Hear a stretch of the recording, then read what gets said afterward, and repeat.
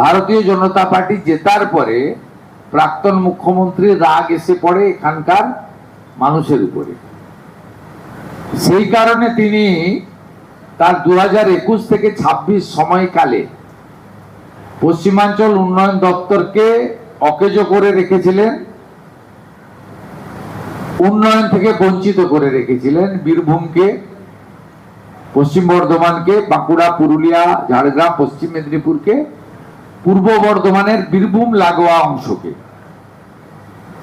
আমি আজকে এই এলাকার সম্মানীয়া বিধায়কবৃন্দ, আমার সমস্ত সহকর্মী মন্ত্রীবৃন্দ, এই এলাকা থেকে যারা ক্যাবিনেটে আছেন, এমআইসি, এমওএস,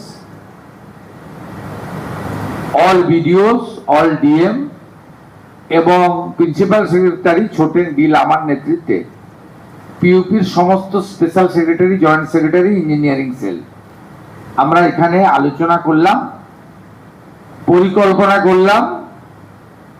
আগামী 3 মাসের একটা পরিকল্পনা হলো সেপ্টেম্বর, অক্টোবর, নভেম্বর, এই মাসে পরিকল্পনাগুলো তোলা, স্কিম বানানো, ডিপিআর বানানো ইত্যাদি করা এবং পরের মাসে টেন্ডার ফ্লোট করা, পুজোর পর থেকে শুকনোর সময় থেকে কাজগুলো শুরু করা।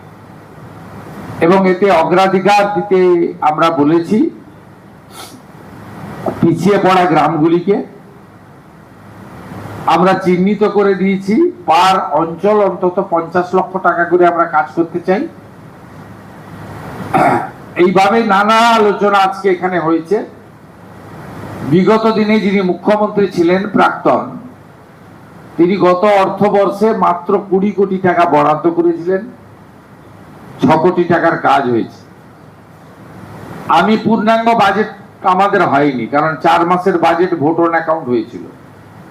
8 মাসে এই এলাকায় আমরা 1610 কোটি টাকা বরাদ্দ করেছি, যার মধ্যে 10 কোটি টাকা ইঞ্জিনিয়ার এবং কর্মচারীদের বেতনের জন্য, অর্থাৎ নন প্ল্যান, 1600 কোটি টাকা প্ল্যান হেডে।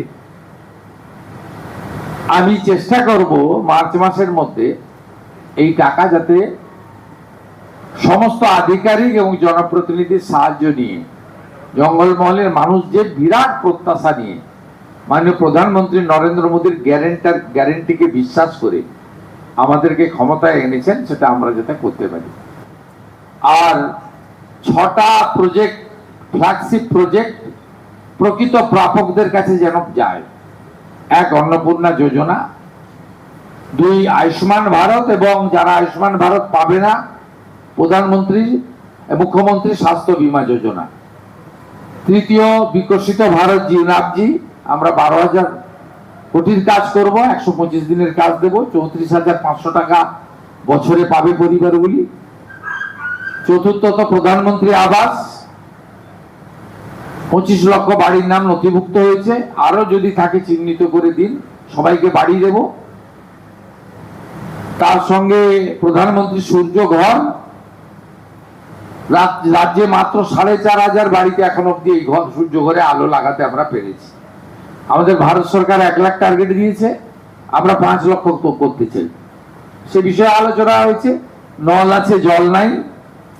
জল জীবন মিশনের কাজকে সম্পূর্ণ করতে গেলে প্রয়োজন হলে পিইউপির টাকা লাগিয়ে